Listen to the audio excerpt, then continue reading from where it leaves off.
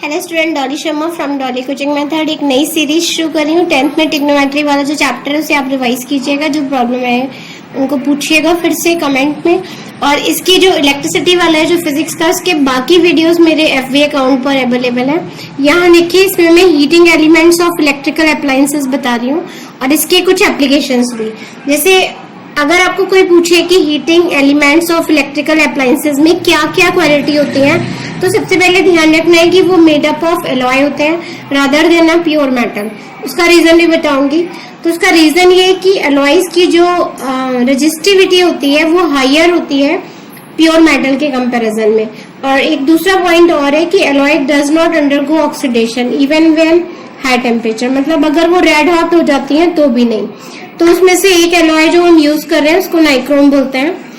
Nichrome is alloy is used for making the heating elements of electrical appliances, जैसे कि iron है, toaster है, electric cattle है, room heaters हैं, water heaters हैं या हेयर ड्रायर है। इन सब में आप नाइक्रोम यूज करते हो। तो क्वेश्चन बोर्ड्स में बहुत आता है कि हीटिंग एलिमेंट की क्या क्वालिटीज होती है, क्या वो प्योर मेटल के हो सकते हैं नहीं।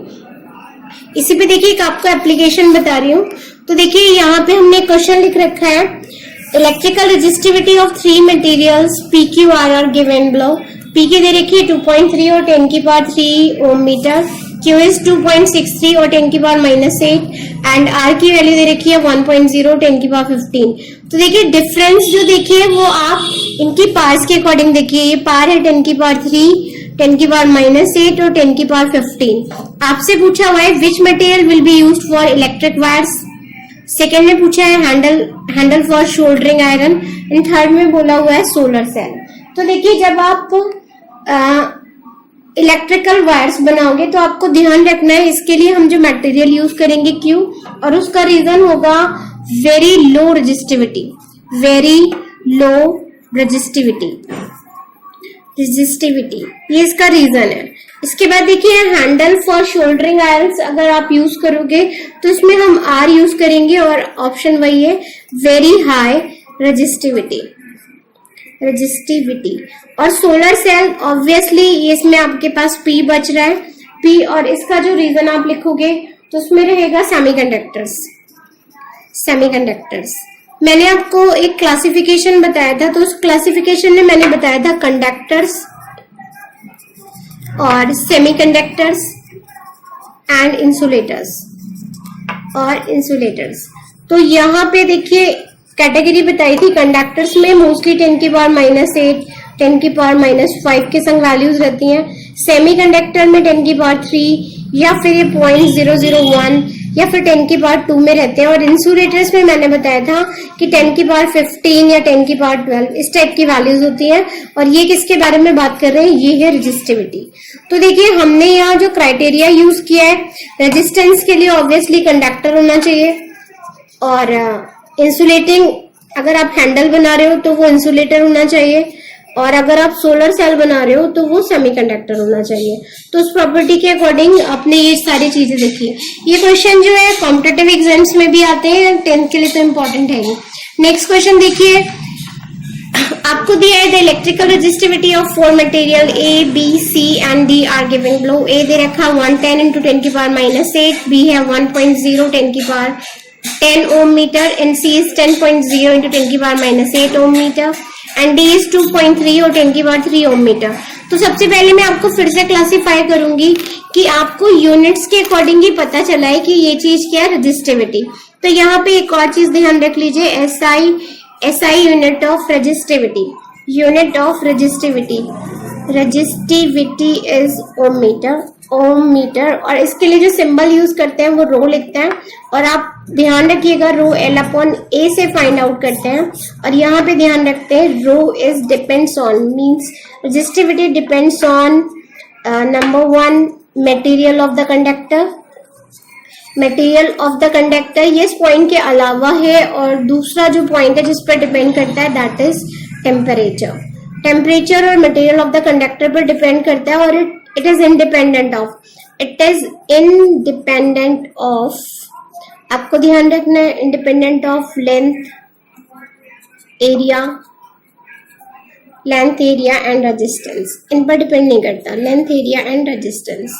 बेसिकली हम इसे लेंथ और एरिया के बारे में बात करते हैं, डिपेंड करता है केवल मटेरियल ऑफ द कंडक्टर और टेम्परेचर पर।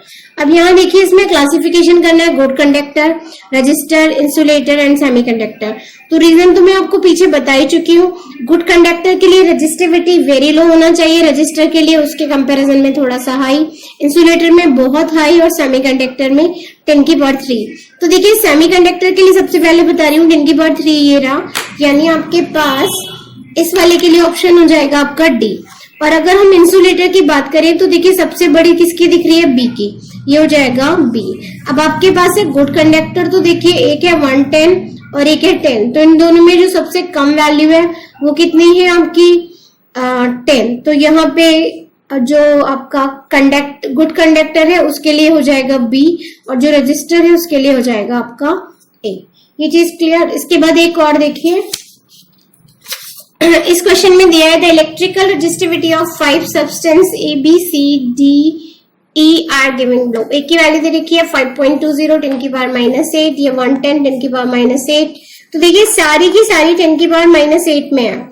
आपसे पूछा हुआ है which substance is the best conductor for electricity and why. Next में पूछा है which one is better conductor, A और सी, वाई।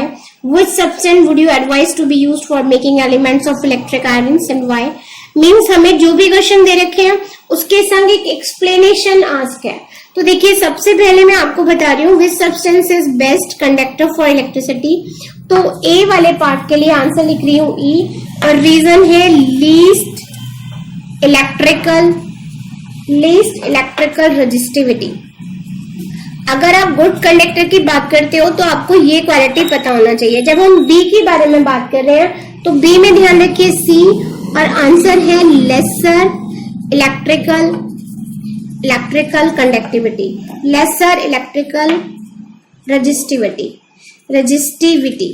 और बी ऑप्शन में आपसे पूछा था which one is better conductor, तो आपको ध्यान रखना है सी, ए और सी के कंपैरिजन में सी है। सी वाले में पूछा है which substance would you advise to use for making elements of electric irons and why. तो इसमें आपको ध्यान रखना है बी रहेगा, और ऑप्शन में वही रहेगा high electrical resistivity. And last one is your which two substance should be used for making electrical wires and why। तो आपको ध्यान रखना है डी वाले ऑप्शन में आप यूज करोगे सी एंड ई, और रीजन रहेगा लो इलेक्ट्रिकल रेजिस्टिविटी। तो देखिए फिर से बोल रही हूँ वीडियो की लेंथ बहुत ज्यादा नहीं है, पूरा वॉच आउट कीजिएगा। इसके अलावा इस चैप्टर के जो इलेक्ट्रिसिटी वाला चैप्टर है इसके स्टार्टिंग के जो वीडियोस है वो मेरे FB अकाउंट पर अवेलेबल है, आप मुझे वहां भी फॉलो कर सकते हैं। इसके अलावा इंस्टा पर भी इसके लिंक दिए हुए हैं। और अगर आपने चैनल सब्सक्राइब नहीं कर रखा है तो डू फेवर पहले सब्सक्राइब कीजिए, बेल आइकन को प्रेस कीजिए, इससे आपको नए वीडियोस की इन्फॉर्मेशन मिलेगी। और रिसेंट जो सीरीज चल रही है वो 10th की है जो आपका बेसिक से रिलेटेड है, और 10th की सीरीज से ही आपको जनरल साइंस के क्वेश्चंस भी मिलेंगे जो आपकी एनडीए के लिए भी इम्पोर्टेंट है, या उन एग्जाम्स के लिए जहां पे जनरल साइंस आती है। मीन्स ये IAS PCS में जो जनरल साइंस के पेपर में इन्वॉल्व होते हैं उसमें ये सारे क्वेश्चन के आने के चांसेस बहुत स्ट्रांग है। तो इस टाइप के और वीडियोस के लिए फिर से वही मेरे चैनल को सब्सक्राइब कर लीजिए। थैंक यू, शुक्रिया, जय हिंद।